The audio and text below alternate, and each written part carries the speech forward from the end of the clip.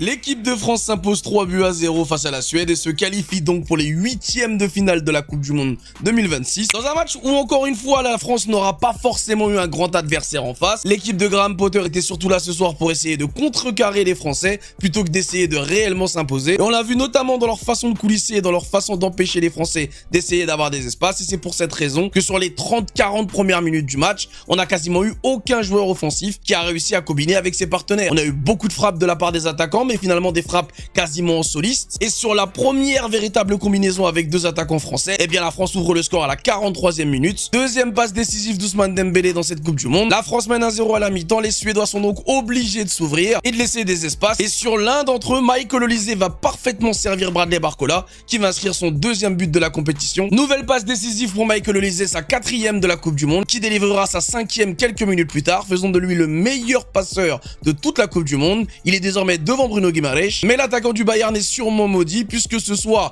Ousmane Dembélé lui aura donné 4 balles de but entre la fin de la première et la seconde mi-temps. Et chaque fois, le meneur de jeu du Bayern va tomber sur le gardien suédois. Et quand c'était pas le gardien ou un défenseur, eh ben c'était le poteau. On a clairement senti que quand c'était possible, les joueurs cherchaient à trouver Michael Olise en priorité pour essayer de lui donner un peu plus de confiance. Mais en tout cas, s'il a des problèmes à marquer, il n'a en tout cas aucun problème à délivrer des caviars à ses partenaires. La France enchaîne donc une 4e victoire en 4 matchs dans cette Coupe du Monde et va donc bien retrouver le Paraguay en 8e de finale pour un remake de 1998. Bradley Barcola maintenant, Barcola face à Svensson, le crochet de Barcola.